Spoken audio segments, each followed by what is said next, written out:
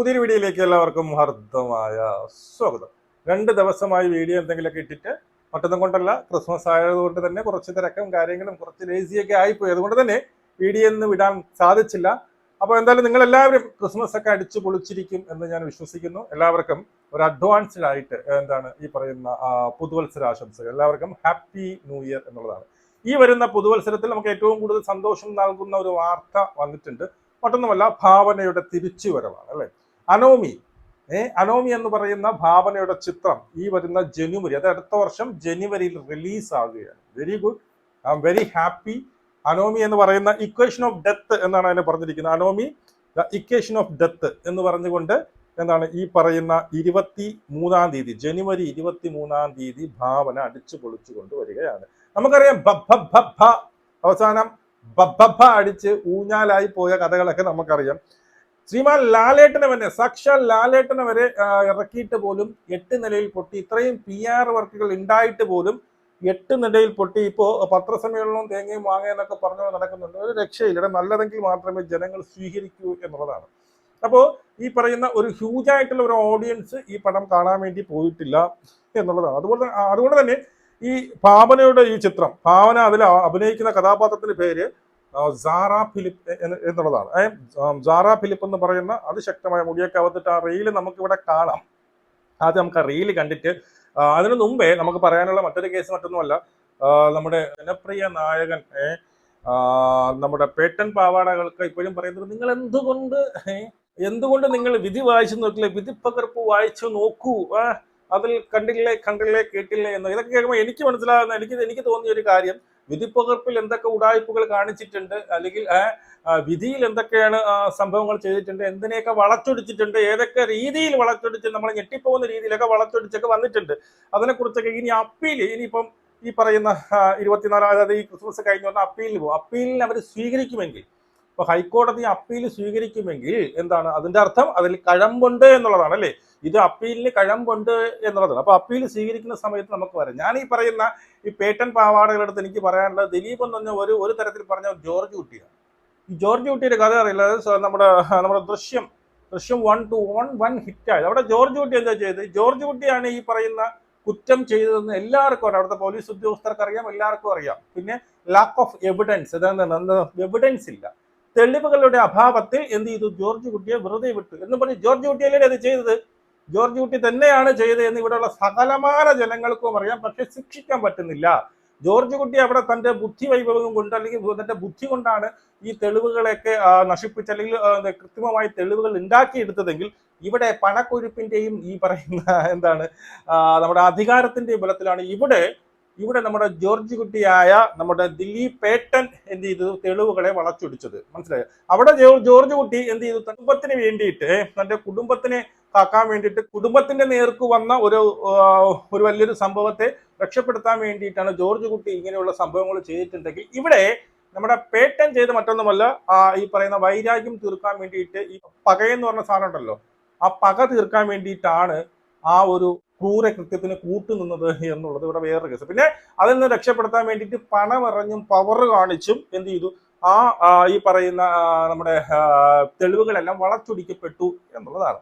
അപ്പോൾ ജോർജ് കുട്ടി ഒരു തരത്തിലൊരു ജോർജ് കുട്ടിയാണ് ഈ പറയുന്ന ദിലീപ് എന്ന് ഞാൻ പറയേണ്ടതായിട്ട് വരും. കാരണം ജോർജ് കുട്ടിയാണ് കുറ്റം ചെയ്തതെന്ന് എല്ലാവർക്കും അറിയാം. പക്ഷെ ശിക്ഷിക്കപ്പെട്ടിട്ടില്ല എന്നുള്ളത്. ശിക്ഷിക്കപ്പെടാൻ അല്ലെങ്കിൽ തെളിവുകളില്ല, തെളിവുകളെല്ലാം വളച്ചൊടിച്ച് കൃത്രിമമായ തെളിവുകൾ ഉണ്ടാക്കിയെടുത്ത് എന്ന് പറഞ്ഞ് ഈ പറഞ്ഞ ജോർജ് കുട്ടി അല്ല കുറ്റക്കാരൻ എന്ന് വരുന്നില്ല എന്നുള്ളതാണ്. ഇനിയിപ്പം 3-ാം ഭാഗം വരെ ദശത്തിൽ അതെന്താണ് സംഭവിക്കുന്നത് നമുക്ക് നോക്കട്ടെ. അപ്പോൾ ഈ പറയുന്ന ബബ്ബയിൽ നമ്മുടെ അണ്ണൻ ചെയ്ത ബബ്ബ ഇറങ്ങിയപ്പോൾ ആരെയൊക്കെ ഈ ഒരു കുടിപ്പക എന്ന് പറയുന്ന ഒരു സാധനം ഉണ്ടല്ലോ, ആ കുടിപ്പക തീർക്കാൻ വേണ്ടിയിട്ട് ഈ ജയിലിൽ നിന്ന് പിന്നീട് മോചിതനായ അന്ന് തന്നെ മഞ്ജു വാര്യർക്കിട്ട് ആദ്യത്തെ എൻ്റെ അടുത്ത നോട്ടം നീയാണ് എന്ന് പറഞ്ഞിട്ടുണ്ട്. പിന്നെ ഈ ബബ്ബയിൽ പലരെ, പൃഥ്വിരാജ് അറിയില്ല, പൃഥ്വിരാജാണ് ഈ നടിക്ക് വേണ്ടിയിട്ട് ഏറ്റവും ശക്തമായിട്ട് ചങ്കന പോലെ അല്ലേ, ശക്തമായിട്ട് നിന്ന് പ്രതികരിച്ച് പൃഥ്വിരാജും ഈ പറയുന്ന ദിലീപും തമ്മിലുള്ള പകകൾ നമ്മൾ ഒരുപാട് കാണാൻ സാധിക്കും. അത് ആ പക തീർക്കാൻ വേണ്ടിയിട്ട് ഈ പറയുന്ന ഇതിലും ചെയ്തിട്ടുണ്ട്.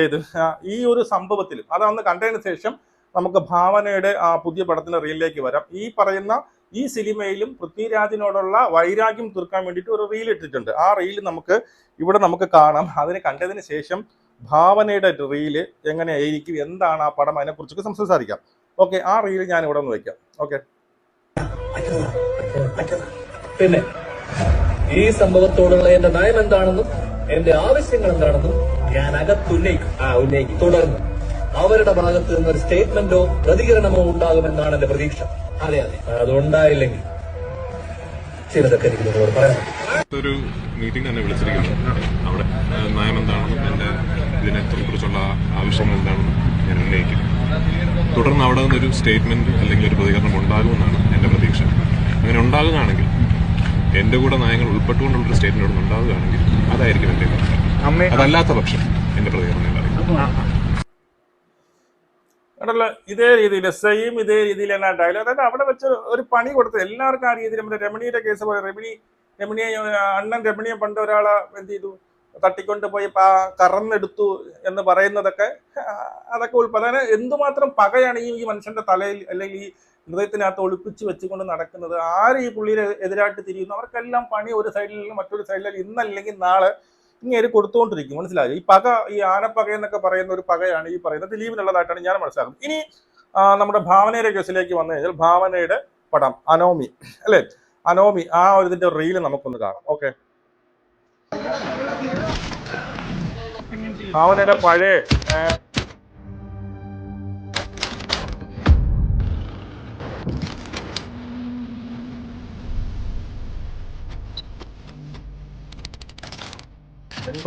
ഫിലിംസ്, ഇത് 90ാമത്തെ ഫിലിമാണ് കേട്ടോ വരാൻ പോകുന്നത്. പഴയ കുറെ കാര്യങ്ങളൊക്കെ കാണിച്ച് അവരുടെ പഴയ സിനിമയിൽ കുറെ കാണാൻ. ഇത് അങ്ങനെയാണ് വളരെ വരക്കല്ല ആ സാധനം, ആ മുടിയൊക്കെ ആവത്തിട്ട്. ഇൻട്രൊഡ്യൂസിംഗ് ഭാവന ആ സാറാ.